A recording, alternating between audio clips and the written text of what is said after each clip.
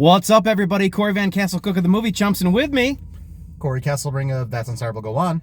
and we just got out of Travis Knight's Masters of the Universe. Travis Knight, as you know, as a director, did the Bumblebee movie, very successful. This is, of course, the second attempt. The first one was in 1987, based on the hit toy series and animated feature of the 1980s. And Corey, I'll start with you. What are your thoughts? This was a movie. Good, sweet Christ, what? That is certainly one of the most films of all time. That's going to be that's going to be like the second nicest thing I'll say about that film. It was certainly a film. Okay, I'll start out with some of the things I did like about this movie. And bear in mind, you're coming from somebody who's a massive He-Man fan. Kind of my intro to fantasy when I was a kid was basically being obsessed with the toys, obsessed with the cartoon. It was basically that and like the Hobbit cartoon that came on like once every year. I was all over for that. So this film, visually, I think looks great. With this, aside from a couple bad CGI here and there, the production value is really good. It's bright and colorful. I really liked that. The one-on-one battles, like the hand-to-hand combat, I thought was really good as well. And the score is great. Daniel Pemberton's score is excellent. Where it falls apart is kind of in the story aspect some ways. I mean, it just the dialogue in this is just flat out bad a lot of the times. And the jokes, there's just way too many jokes. They just don't land a lot. Corey, what's your thoughts on that? Yeah, I think your what you're saying are like the high points of this film are the costuming is really, really nice. Honestly, I didn't really like it at first, but it kind of grew on me as we went. I think doing the bright colors is a nice homage to the cartoon without like trying to be as directly an adaptation of the cartoon. And the hand-to-hand combat, one of the things they do really well is they do a mixture of hand weapons and guns in battle, like consistently switching between the two. Any of those fight scenes are really, really cool. I love the way that they're actually like, it's almost like they're doing like a more like turned up to 11 version of like John Wick style without like that sense of realism. Like you really get sucked into the action during those scenes. As for the acting, yeah, not great. The dialogue, really bad. The jokes, they did not know what kind of film they wanted to have. They kept jumping the line really hard from serious to joke. They kept just jumping back and forth with that. And a big problem with doing that is you just kind of ruin the tone. You need to have it kind of meld in. Like you have to, like, you can't just be like, oh my God, someone just died. Hey, I've got a great joke to insert in this scenario that's during a very serious scene. Listen, you can tell a serious film with some jokes or a jokey film with some serious moments. You can't just keep jumping back and forth. Yeah, I think I kind of agree with the tonal issues. I mean, I wasn't expecting this to be like super serious, right? I don't think that approach would have worked, completely, but I was hoping for a little more gravitas. I thought I was going to be closer. I was hoping for it to be closer to like Thor Ragnarok, and this was a little bit closer to like Thor Love and Thunder. Unfortunately, I just felt like you undercut sometimes the emotion with with these jokes when you really didn't have to. I think it could have taken a little bit more of a serious tone. The stuff on Earth, I think sometimes Corey got a little bit annoying. The stuff on Eternia is actually pretty fun. I was kind of like just relieved when they weren't on Earth. Yeah, I think I understand why we spent some time on Earth, because we also have to showcase who Adam is on Earth, getting, spoiler alert, gets sent to Earth as a kid to escape Skeletor and his army. And who he kind of grew up to be. And I think that you have to show that, but I do think we spent a little bit too much time there. I will say when, the action and the plot starts kind of rolling pretty hard, they do some pretty funny things with that. I don't want to give too much. The Fisto joke was Jesus. The Fisto joke, and then the head, like the head ram man. For those who do not know, I did not watch the He-Man cartoon. I've seen 2 episodes. I've watched the live action film before this. I was never a He-Man fan, so I have no frame of reference. I don't remember half of these characters' names. But yeah, no, they do some they really walk that line of this being a PG-13 to, like, I was surprised, honestly, a few times. This was 10 years ago. This would have been rated R. You're probably not wrong. I do want to talk about, like, the performances for just a second. I thought Nicholas Galinson, I think is how you say his name, was actually pretty good as Prince Adam He-Man. I thought Camila Mendes kind of stole the show in some ways as Teela. She was great. Alison Brie was just kind of there as Evil Lynn. I was really disappointed by that. Idris Elba, probably the strongest. You know, he's a great actor as Man-at-Arms. And as much as I hate to say it, with a few minor things here and there, I thought freaking Jared Leto was pretty damn awesome as Skeletor. Other than the fact there's a couple times I couldn't completely understand what he was saying, I thought he seemed like he knew the assignment, and I thought he did a great job as Skeletor. Yeah, I'm gonna have to agree with you on all those points. I think I was more surprised by the guy who was playing. You already said his name, but the guy who was playing He-Man or Prince Adam. I was very surprised. I haven't seen him. I don't think I've really seen him in anything offhand, and I was kind of curious to see what he would do. I knew Idris Elba would bring it because that man always does. Alison Brie. I mean, to be fair, what I kind of got from the Evil Lynn character is there's really not a lot to her. She just looks the part, really, really well. Yep. And her acting was fine for the assignment, but there's not really much more to that character that we get to see. They kind of show a little bit of layers, and I'll get more into that when we start talking about the themes that are represented in this film. But overall, yeah, the performances they're not great.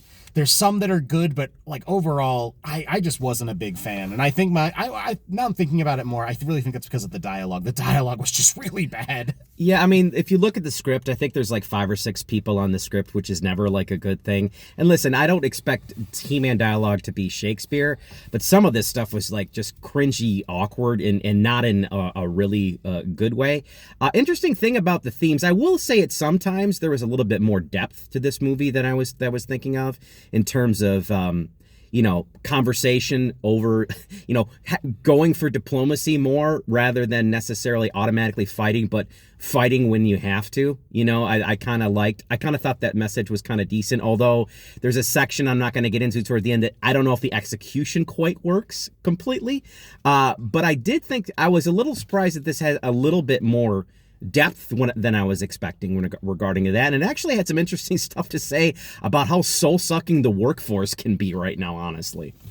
Yeah, I think they touched on that like a smidge at the beginning and then quickly got away from it. But I think to kind of expand more on what you're saying with the themes, the big thing that I think that they were trying to go for was what is the difference between like good masculinity and toxic masculinity. Yes. It's a pretty big topic nowadays. And I think that I'm trying to figure out how I can word this without giving too much away. So let's break down the He-Man character, right? So He-Man came out in the 80s, right? He-Man is muscly. He's running into battle head first. That's who the He-Man character is. Like, he's there. He beats up the bad guys, has a good laugh, ha ha ha, calls it a day, right? Whereas this He-Man is different. This He-Man talks about his emotions. He wants to, hey, let's try some conflict resolution first.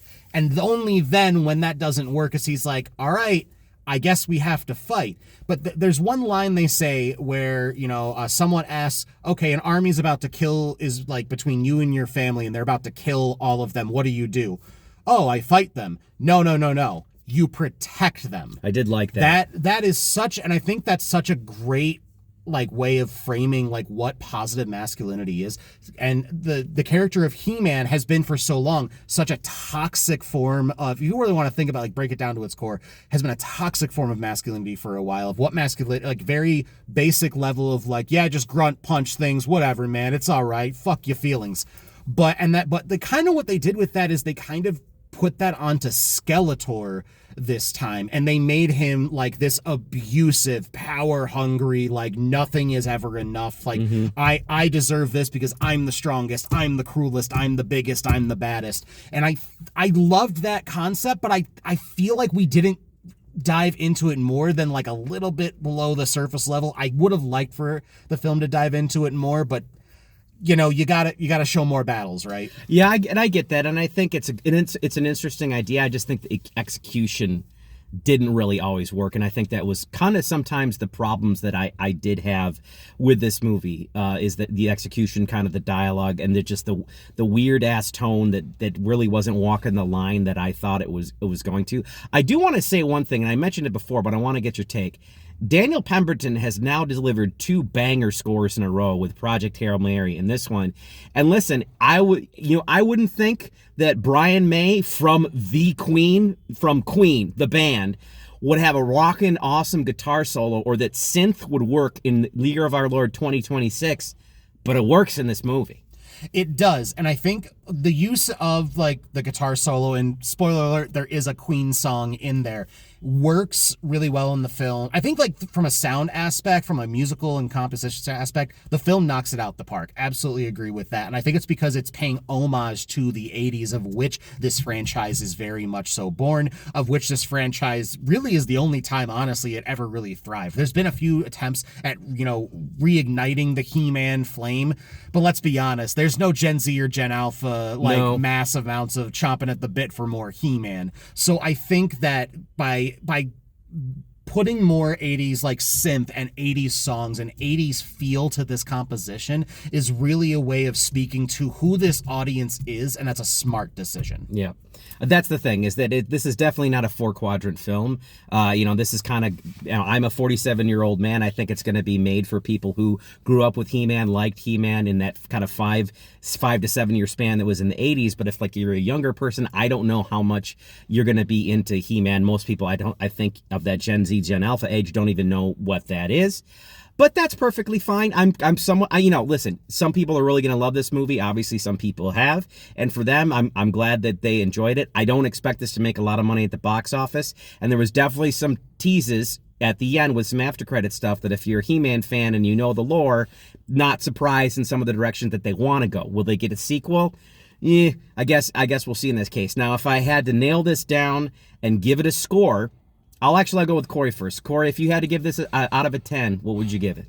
I think I'm gonna have to give this I think I'd have to watch this again and try to maybe dive into He-Man a little bit more to make sure I'm understanding everything properly. But as someone who's not a He-Man fan, never was a He-Man, and just kind of knows stuff from Robot Chicken and general pop culture-ish being sprinkled around, I'm going to have to give this film a 5.5 out of 10. It is slightly above average in like the themes it explores and like the costuming and the score, but it kind of falls flat everywhere else, unfortunately. It does something, and the reason the 5.5 and I put it above average is primarily because, and not like anything, like I was thinking of a 4 at first, but I'm thinking the 5.5 because it does dive into those themes of what is masculinity, what is toxic, is masculinity all toxic? No, it doesn't have to be. It can have positivity around it. And I think that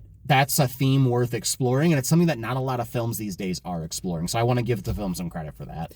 For me, I'm actually going to give this 2 scores, believe it or not, because I wanted to see this in the perspective of what would 7-year-old Corey have thought if he was watching this film, if he got this type of He-Man film when he was 7 years old in 1985.